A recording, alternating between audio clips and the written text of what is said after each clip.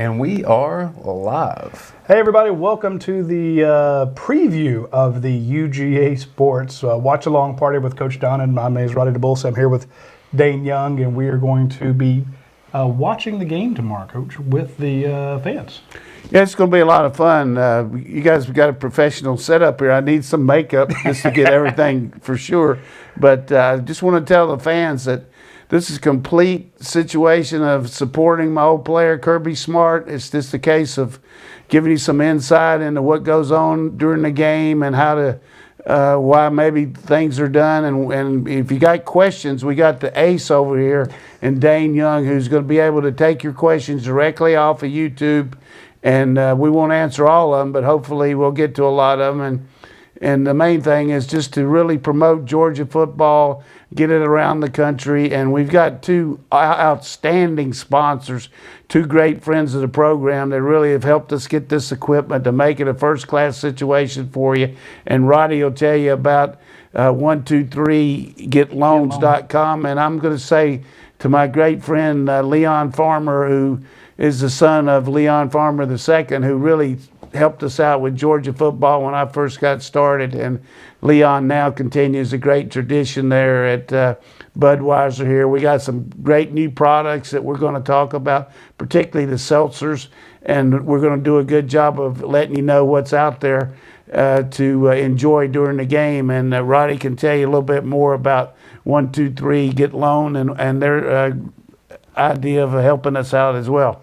Yeah, our friend Jeremy Rubin at 21 Synergies, he knows the folks over at Southeastern Mortgage, the biggest mortgage company in the Southeast. They decided to help us out, and the easiest way to get a hold of them is to go to 123 Get Loan. So a big shout out to those guys, big supporters of the program, huge fans. But what I'm going to do during the show is pepper Coach Donnan with questions, because when I'm down on the field taking photos through that big lens, I gave my big lens away to my coworkers. I feel like I'm naked. I feel like I'm missing my baby.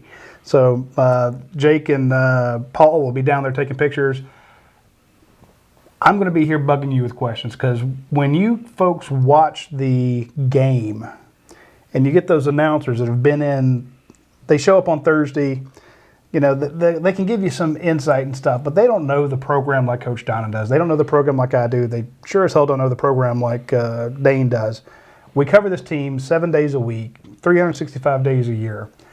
We're going to know a little bit more about what's going on out there, but specifically when it comes to X's and O's, when I'm on the field, I don't see everything that's happening. So I want to see it this way and ask a coach, why'd they run it there? What do you do in this situation? You know, what's Kirby thinking here? That's the type of stuff I want to know. Well, I don't have a direct input into that, but I will but you've give done it. You've been on that field. I will coaching. say that it's more to not second guess, but just augment and give you an idea maybe of what the thought process, you know, as far as going for a field goal or going for it on fourth down, or, you know, playing a nickel defense. But we'll go through the process here. Like Dane gets a question from. I've got one for you right now if you want it. Yeah, that's good. We got one. Hey, my wife wouldn't have married me if I hadn't asked her. Hit us up. Michael Leinberger wants to know, why do we not see more out of James Cook other than as a decoy? Well, you know, the situation with James is the fact that he's got three really good players that are in the pecking order above him, and he also has Zamir White, who is knocking down the door, counting Zamir White. So you got an established Heisman Trophy candidate in Swift. You got a tremendous guy there in 35, Arian, who is a good team guy that can really go in and run and pass block and run the football and catch it. And I think the way that things have worked out to this point, he hasn't had as many exposures as he's going to get. We certainly would like to see more. I know Coley has talked about that, and privately and publicly, and certainly we'll see more. He's definitely a threat. He's a lot like his brother. He's gotten a lot bigger. So it's a good question. I think it'll be answered in the next 7 games. I do want to weigh in on that with one thing, and this is... You can't weigh in. You can't do that. Your whole just- deal you is don't know as keep much. total silence. You gotta let me have one comment here on that, and it's because I do this all the time. I'm like, where's this guy? Where's that guy? Why aren't we getting the ball to this guy? I want everyone who asks about James Cook or any other second, third string wide receiver, tight end, whoever else you're looking at, if it's 2nd and 8, and for some reason you're determined you're going to run the ball or throw it, who are you taking the ball away from to get it to James Cook? Are you taking it away from DeAndre Swift, your Heisman Trophy candidate, Brian Harrion, a guy who's prone to break a big run, Zamir White, who was running hard. All right, this right. guy averages 8 That's yards a great carry. answer, but there's only been 3 plays run while you're talking. This is not like where 15 you can seconds. just talk for 3 days and 14. You got to get in and out, man. You got to get it. Hey, we No, don't but have a that's a shot good. clock That's here. good. But That's who good. you taking it away from? And that's my answer to that question. We're But gonna have always some looking at the fun guy with down there. it, but we're going to have to be on these questions, myself included. We're going to have you to gotta be really fast. go quick, and we're going to have a producer in our ear and Dane Cook That's telling me. us that, but we won't necessarily talk over the play as much as we will on some downtime and some. There's 750 commercials during these things. So is And that those all? commercials last 90 minutes apiece. Well, we're going to have. we'll have plenty of time to talk. Are But you going to again, give me some bathroom breaks? I need- here you go. So the point is, the show will not work without you folks sharing it with your friends and do tuning it. in and asking questions. That's the whole point. We're also going to have a little giveaway. So That's good. A chance to make some money. I would hope that you would tell your friends to give us a shot, see what you think, even if it's just for a short time. But the other thing that's good that Dane and Roddy has set up is if you do go to the game tomorrow, which I hope you do, I hope you support the Dogs. Kirby needs everybody out there, the players. But you can come back and watch this anytime on YouTube and see what we had to say about it. And that's just as good from our standpoint. Our whole deal is to promote UGA, get this team in the playoffs, talk it up. We feel like we're going to have people all around the country watching, and we've had some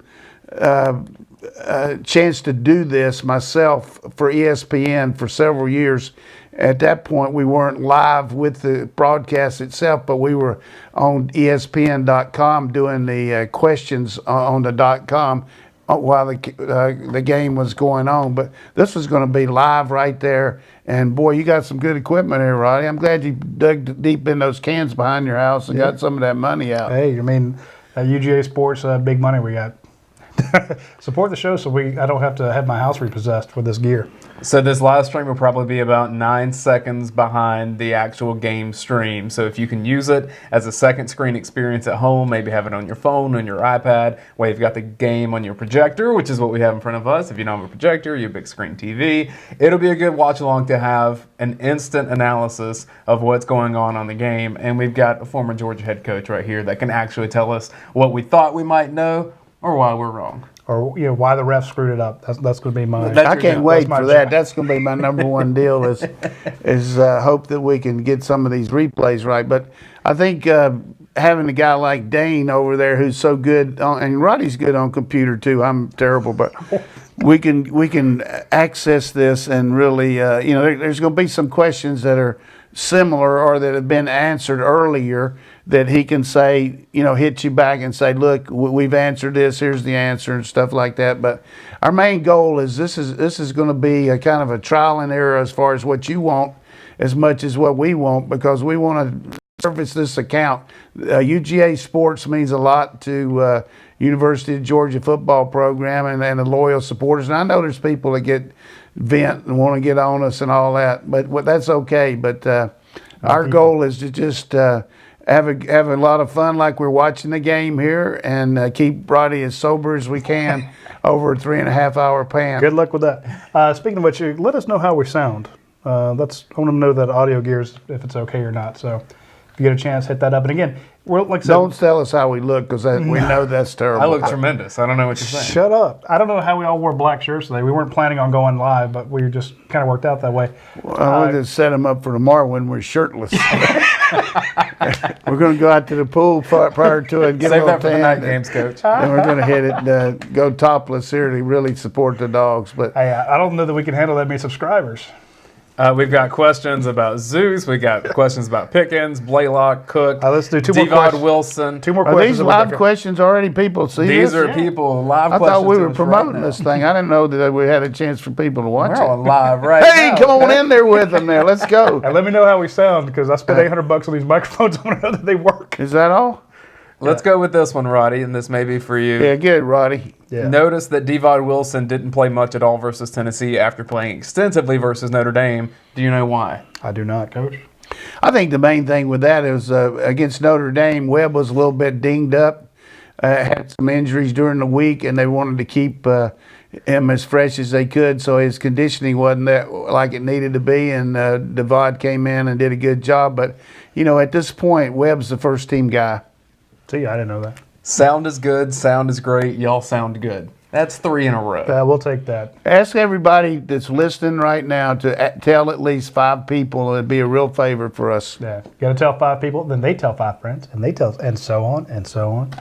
Remember that commercial? Yeah. And subscribe to the channel. You probably already are if you're here at this point at Friday at almost 4 o'clock. But if not, subscribe to the channel. If not, we're going to beat Dane with baseball bats. That's, You don't want to see that. that's kind of threatening. Yeah, subscribe. Subscribe quickly. We'll end with this. Why don't they let Brian Herrien have the short yard situations?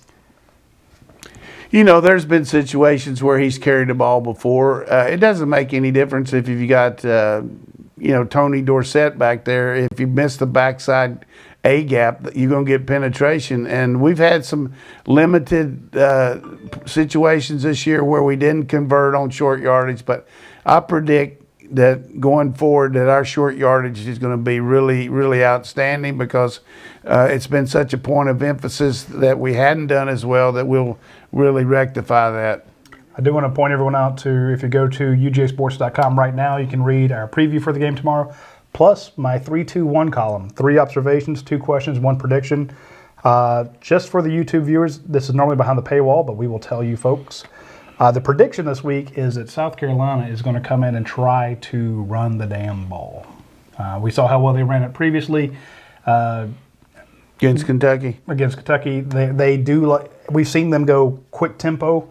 And if you want to get in a shootout with Clemson, Alabama, Georgia, you have to score on every possession. In other words, you can't make a mistake. South Carolina's not good enough to go toe-to-toe, up-tempo like they want to with Georgia and South Carolina. Georgia, Clemson, Alabama, putting points on the board every time. So I think they want to do a little ball control, keep Georgia's defense on the sideline, keep Georgia's offense on the sideline, long drives, score.